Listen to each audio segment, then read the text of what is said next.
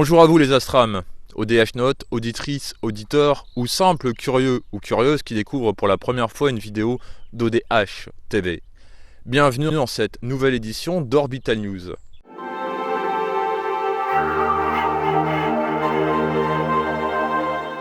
Les émissions Orbital News sont en lien avec le site Astropléiade de l'astronome Eclipse, mais également avec la chaîne YouTube Atom. Mais revenons au sommaire de cette édition. Dans le courrier des ODH Notes, c'est l'astronome Eclipse du site Astropléiade qui s'en charge. Dans la rubrique Astram dans l'histoire, c'est Rémi Fauchereau, président de l'AEPA, Association d'études des phénomènes aériens, Gilles Durand, membre du SCO, Sauvegarde et conservation des études archives ufologiques, et Jean-Louis Lagneau, directeur de la revue LDLN ou Lumière dans la nuit, qui vous parle de leurs souvenirs autour de la comète Hale-Bopp. Dans le tour de l'Astram, je vous emmène dans le département du Lot visiter un site d'observation du ciel. Dans le sondage de cette édition, c'est Jean-Louis Lagneau, directeur de la revue LDLN, qui y répond. Puis dans le dossier de cette édition, l'astronome Eclipse va vous parler de l'histoire de son site internet Astropléiade qui a fêté ses 10 ans en 2019. Je tiens à partager un petit message pour celles et ceux qui n'écoutent que les sommaires des vidéos d'ODH TV. Merci de votre écoute et à bientôt. Et pour les autres, passons dès à présent au courrier des ODH Notes.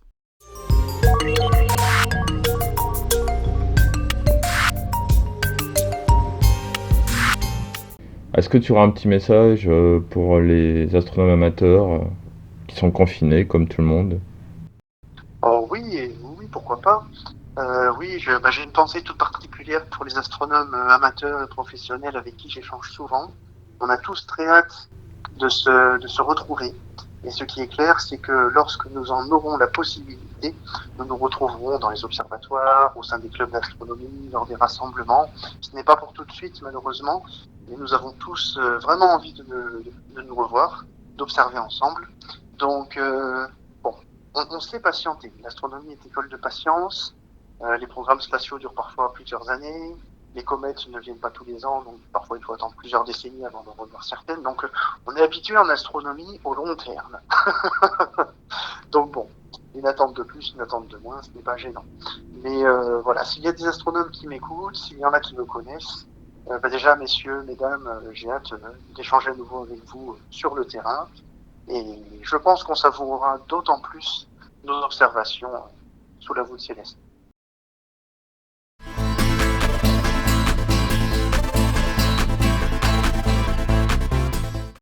La comète Hale-Bopp. Non, moi je l'ai observé, oui, je l'ai vu à l'œil nu. Je l'ai vu à l'œil nu, et mon astronome amateur, qui est mon cousin, lui, il a un télescope Célestron, un gros télescope, je ne sais pas combien il grossit, mais il l'a photographié, lui, il a donc un télescope plus un appareillage pour photographier. De l'astrophoto. C'est l'astrophoto, il a photographié, il m'en a donné une photographie argentique, hein, parce qu'à l'époque il faisait encore l'argentique. Et donc je l'ai en photo, mais moi je l'ai observé à l'œil nu, juste au-dessus de Ponceau, là on la voyait en montant, il y a ma maison ici, en regardant en direction du nord, le nord, là c'est le nord-est, là c'est le nord. On la voyait juste comme ça, la tête en direction de Marnay et la queue en direction de Fleury-la-Vallée, le panache en direction de Fleury-la-Vallée. Surtout qu'elle était visible longtemps. Elle était visible longtemps. Et bien visible. On la voyait bien, elle était bien blanche. Et on l'a vue pendant longtemps, oui. Mais simplement à l'œil nu, on la voyait. Moi, je l'ai vue, oui. Et il y a des voisins qui m'ont demandé qu'est-ce que tu regardes, etc. Et je leur ai montré. Ils m'ont dit oui, c'est curieux, qu'est-ce que c'est que ça? Et c'est là que je leur ai expliqué, c'est la comète. Je me rappellerai toute ma vie de cette comète, parce que je partais en Angleterre avec le collège, et de Perpignan jusqu'à l'Angleterre, donc voyage de nuit, Et comme j'arrivais pas à dormir dans le bus, bah, je la voyais cette belle comète. Et c'était un spectacle, je l'ai encore en image. Et même quand j'étais dans la banlieue de Londres, chez une famille d'accueil, on la voyait bien dans le ciel, c'était vraiment waouh. On se sent petit. Ah oui, absolument. Puis c'est pas courant de voir ça. C'était vraiment, c'est magnifique quoi. Ouais. Ça ouais, j'ai fait des photos de comètes. Là quand qu'on la voyait là, c'était super intéressant. Moi je vais vous donner une anecdote sur Albop. Donc effectivement ça doit être 96 ou 97, t'as raison. Eh bien mon beau-père à l'époque, après ça a été mon ex-beau-père quand j'ai divorcé, mais à l'époque c'était mon beau-père encore. J'arrive, donc il habitait à côté de Cognac, à Salle d'Angle, à Angle exactement, qui était donc une partie de Salle d'Angle. En fait, c'était deux communes, Salle et Angle, qui avaient été fusionnées au début du XXe siècle. Donc lui, il était dans la partie Angle. Donc on arrive un soir, je dis, faut la voir. On la voyait, mais c'était fantastique. En voiture, quand on est descendu de région parisienne jusqu'en Charente, donc 500 bornes, on la voyait, c'était fantastique. Et là, il dit, on va pouvoir poser mon trépied, mon appareil photo, je vais faire des photos, ce que j'ai fait. Mon beau-père, il sort, et je lui dis, tu as vu? Tu as déjà regardé la comète? Il dit, quoi? Et il a regardé ses pieds. Pendant tout le temps qu'il était dehors, il a regardé ses pieds. Ça lui faisait peur. Ah bon? De regarder ce truc, ça lui faisait peur. C'est totalement incroyable. Je n'en croyais pas mes yeux. Je comprends les premières personnes qui ont vu ça, peut-être même à la préhistoire, s'ils ont vu des phénomènes comme ça, ou même des éclipses, etc., ils ont dû se demander ce qui se passait, quoi. Et donc on en a un peu gardé le souvenir dans la pierre, et puis après dans la littérature, quand on a commencé à avoir le papier et l'imprimerie.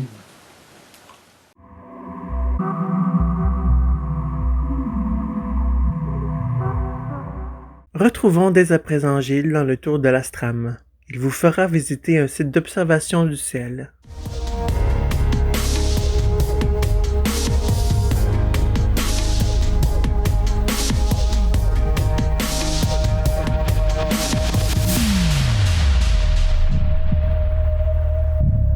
En juin 2019, au cours d'une promenade mégalithique dans le département du Lot, je me suis rendu sur la commune de Limogne, en Quercy, pour visiter les nombreux dolmens qu'il y a autour. En cherchant la route pour aller visiter le dolmen dit de Pajot, qui se trouve au sud de la commune, je suis tombé sur cette pancarte m'indiquant un site d'observation des étoiles. Comme l'astronomie est une passion tout comme les mégalithes, je me suis décidé à aller visiter ce site.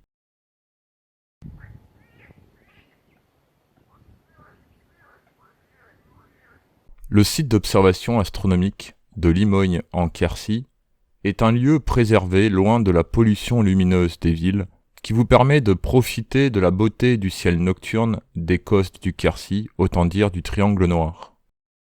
Alors, site d'observation des étoiles à Limogne en Quercy. Donc ce qui est bien, c'est que vous voyez, vous pouvez tourner pour voir comment est le ciel en fonction des mois.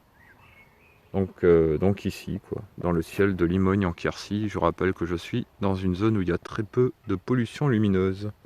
D'ailleurs, vous avez même quelque chose par rapport à la pollution lumineuse, ce qui est très bien.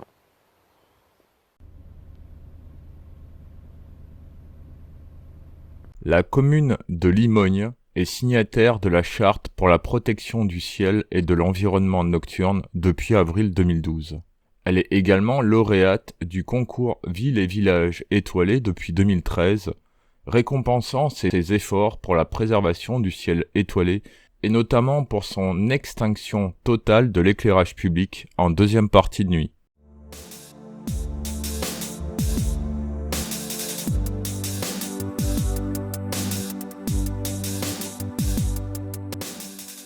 Je suis actuellement dans le département du Lot, à côté du dolmen des Agares, entre Cajarc et Marcillac-sur-Célé. C'est une zone aussi connue comme le Quercy. Le Quercy est un secteur très intéressant astronomiquement parlant, car il y a très peu de pollution lumineuse. Donc quand vous faites une veillée dans le coin, vous avez vraiment l'impression d'être dans l'espace. Donc s'il y a des astrams qui passent dans le secteur, faites des veillées dans le Quercy. Bien sûr, si le temps le permet, pas comme aujourd'hui.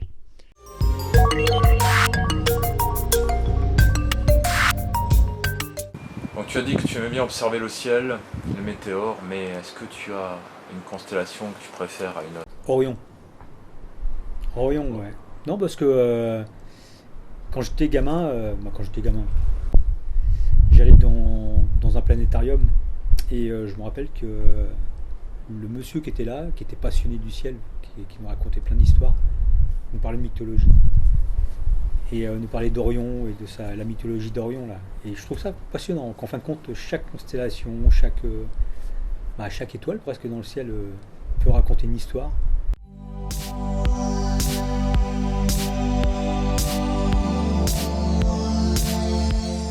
En 2019, le site Astropléiade a fêté ses 10 ans d'existence.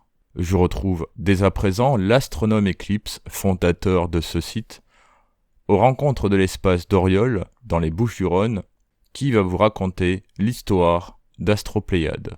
Alors le site Astropléiade a été créé en 2009 à l'occasion de l'année mondiale de l'astronomie. On célébrait à l'époque les 400 ans de la lunette de Galilée par exemple.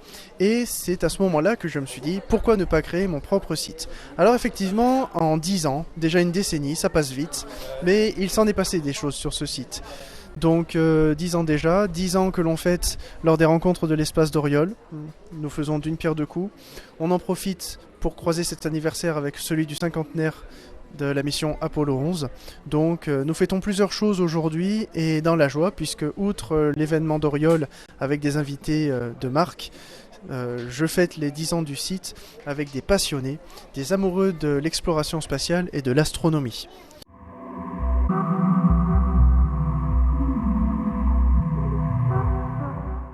Lorsque j'ai créé mon site Astropléiade en septembre 2009, c'était mon premier site internet, et donc je n'avais aucune idée du succès ou non qu'il pouvait avoir.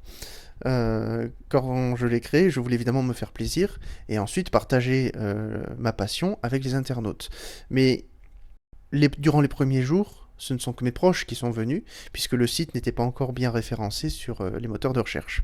Donc au début on se dit, il y a peu de visites, c'est peut-être normal puisque le site n'est pas connu, et on espère que le nombre de visites va augmenter au fil des jours. Mais le nombre de visites aurait pu se limiter à quelques dizaines par jour.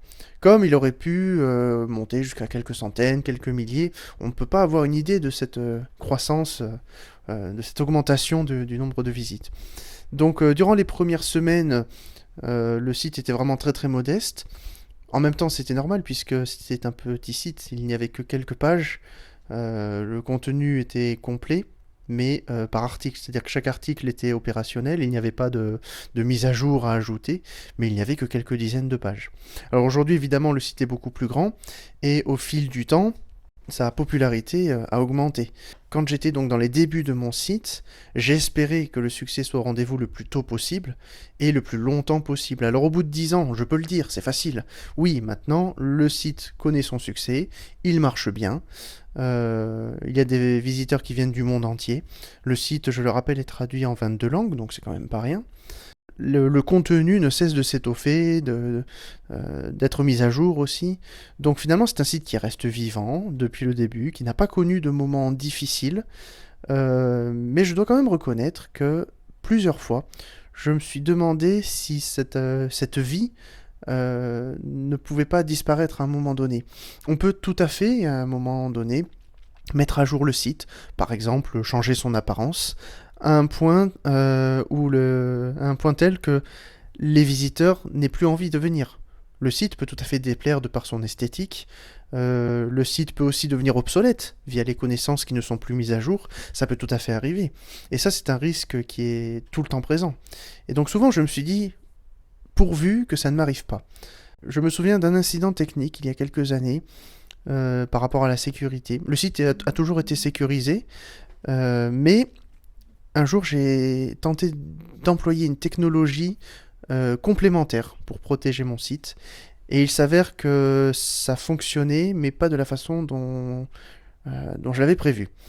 Et cela a eu un impact parce que il fallait pour les visiteurs que le site soit adapté en fonction de leur ordinateur. Ils avaient une manipulation à faire pour tout simplement pour mettre à jour des certificats de sécurité. Et cela normalement doit se faire automatiquement. Là c'était manuel. Et évidemment, tous les internautes n'avaient pas envie de s'embêter avec ça. Ça m'a fait perdre quelques visiteurs. Pas énormément, mais quand même, suffisamment pour que je m'en rende compte. Et là, je me suis dit, pourvu que cet incident technique ne s'éternise pas.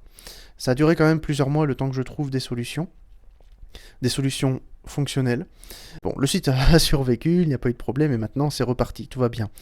Mais voilà, des moments comme ça peut arriver. Quand je l'ai créé en 2009, je me suis dit, espérons que les incidents techniques ne soient pas trop nombreux, espérons qu'il n'y ait pas trop de détracteurs aussi, espérons que les personnes malveillantes ne se manifestent pas trop. Donc je touche du bois, pour l'instant ça va.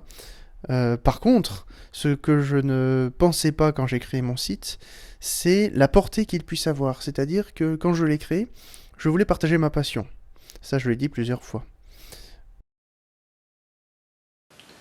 Alors Rémi, que penses-tu du site d'Eclipse Astropléiade ? C'est un site de professionnels, hein. C'est même plus d'astronomie amateur, c'est un site de professionnels. J'ai vu quelques photos, notamment d'éclipses, que moi j'ai pas pu voir parce que soit il y avait une couverture nuageuse qui m'empêchait de les voir, soit parce que je pouvais pas me déplacer, etc. Et donc j'étais malheureux de ne pas avoir vu ces éclipses. Par contre, lui, il les a publiées sur son site et elles sont absolument fantastiques, hein. Les photos c'est vraiment des photos de professionnels, elles sont superbes. Alors rien que ça, j'ai surtout regardé ça, et c'est parce que je suis très intéressé par les éclipses. Eh bien, c'était fantastique. Plus tard, j'ai découvert qu'en fait mon site internet avait été utilisé, et c'est toujours le cas aujourd'hui, il avait été utilisé par l'éducation nationale pour certaines écoles. En fait aujourd'hui, certains de mes articles et certaines de mes pages sont utilisés comme support pour que les élèves puissent faire leurs recherches. Et j'ai également créé une séquence de travail destinée aux professeurs des écoles. Donc, entendre par là un support que tous les professeurs de l'école primaire peuvent utiliser pour enseigner l'astronomie aux enfants. Enseigner l'astronomie au regard des attentes du programme officiel, évidemment. Ça, je l'ai créé justement suite à ce constat. Quand j'ai vu que certaines académies avaient recours à mon site, et ceci de manière légale, hein, je précise, je me suis dit, tiens, pourquoi ne pas développer cet aspect-là ? Ça, c'est quelque chose que je n'avais pas anticipé lors de la création du site. Il y a des personnes qui font de la recherche, qui utilisent mon site internet. Au début, ça m'a étonné, puisque je n'ai pas la science infuse. Certains articles sont très poussés, mais d'autres non. Des fois, je ne propose même que des introductions à une thématique donnée, puisque je ne peux pas tout évoquer d'un coup. Mais voilà, j'ai eu la surprise de voir que le monde professionnel utilise mon site, de temps en temps. J'ai aussi eu la surprise de voir que mon site internet était parfois cité en référence, parfois dans certains livres, parfois dans certaines revues, parfois lors de travaux scientifiques, parfois aussi dans le monde de l'astronomie amateur, lorsqu'il faut utiliser par exemple des datations, des dates historiques, des descriptifs techniques, je sais pas moi, des témoignages de l'actualité. Tout ça c'est archivé sur mon site. Enfin bon, il y a plein de choses comme ça que les gens utilisent, mais dont je n'avais pas vraiment idée lorsque je l'ai créé. De même, il y a des personnes qui régulièrement me contactent pour que je les aide, par exemple, dans le cadre d'un mémoire ou d'un doctorat, dans le cadre d'une mission scientifique, dans le cadre de l'organisation d'un événement. Et ça me fait très plaisir, sauf que quand j'ai créé mon site, c'est pareil, hein, je me répète, mais je ne pensais pas qu'un site amateur, et surtout un site aussi modeste que celui que j'ai créé en 2009, puisse susciter autant d'intérêt à une époque où les sites internet sont très nombreux. En astronomie, il y en a quand même quelques-uns. Et en plus, le site Astropléiade ce n'est pas le plus gros site, ce n'est pas le site le plus influent. On pourrait citer les forums astronomiques WebAstro, AstroSurf, on a des sites comme Futura Science, il y en a plein qu'on pourrait citer qui sont des sites déjà beaucoup plus anciens, beaucoup plus étoffés, beaucoup plus fréquentés. Donc quand je l'ai créé, moi je me suis dit, bon, Ce sera un site parmi d'autres, il n'y aura pas de concurrence parce que je ne prétends pas être le meilleur, et puis si les gens préfèrent aller voir ailleurs, ils pourront. Mais en fin de compte, aujourd'hui, quand on tape Astropléiade avec certains mots-clés sur Internet, on tombe évidemment sur mon site, mais même sans taper le nom du site, on tombe facilement sur certaines de mes pages, et ces pages-là sont bien plus utilisées que ce que je pensais au départ. Donc voilà, pour finir sur cette question, il y a des choses auxquelles je m'attendais, d'autres non, mais ce qui est sûr, c'est que dans tous les cas, le succès est au rendez-vous depuis bien longtemps. Oui, bah effectivement, je le remercierai toujours de m'avoir permis de mettre mon appareil photo dans un de ces télescopes pour prendre la Lune. Mhm. D'ailleurs, que tu as vu souvent Mhm. et qui est aussi dans le générique d'Orbital News. Mhm. Merci Eclipse. Oui, il gère l'astrophoto. Oui, il connaît son métier. Hein. Oui. D'ailleurs, merci à tous les internautes, merci à ceux qui viennent encore sur mon site et qui viendront aussi le découvrir, hein, pour ceux qui m'écoutent pour la première fois. J'en profite, Gilles, si tu me le permets, j'en profite pour préciser que le site Astropléiade évolue en fonction de la demande des internautes. Par exemple, petite info en avant-première, là nous sommes en octobre 2019, je travaille actuellement sur une page spéciale qui permettra à chacun d'obtenir une météo locale en vue de prévoir les soirées d'observation astronomique. La météo est souvent un élément prépondérant, on est tributaire des conditions météorologiques, et donc pour savoir si le ciel qu'on va observer ce soir est de qualité ou pas, s'il permet d'observer, encore faut-il des données météorologiques fiables. Trouver des données météorologiques fiables, ça sous-entend qu'il faut passer par Météo France, ou alors par des météos un peu plus locales. Donc c'est ce sur quoi je travaille, j'espère que ça aboutira dans les mois à venir. Le plus tôt possible serait le mieux évidemment, mais pour être sûr que cela fonctionne, il faut faire un travail qui sera de qualité. Et ça, c'est à l'origine d'une demande des internautes. Et c'est comme ça que je fais depuis 2009 finalement. J'ai des thématiques en tête, j'ai mes propres idées pour faire évoluer le site, évidemment. Et Dieu sait qu'il y aura encore plein d'autres pages qui paraîtront dans les années à venir. Mais j'écoute aussi ceux qui m'écrivent, ceux qui me font des suggestions, ceux qui proposent des critiques constructives, évidemment. La moquerie n'a pas sa place. Par contre, la critique, si elle est argumentée et faite avec courtoisie, elle peut permettre au site Astropléiade d'évoluer dans le bon sens et de satisfaire un maximum de personnes. C'est mon but, moi ça me fait plaisir. Et donc, n'hésitez pas, hein, chers internautes, si vous avez des idées ou si vous souhaitez que l'on étudie un thème en particulier sur Astropléiade, ce sera avec plaisir.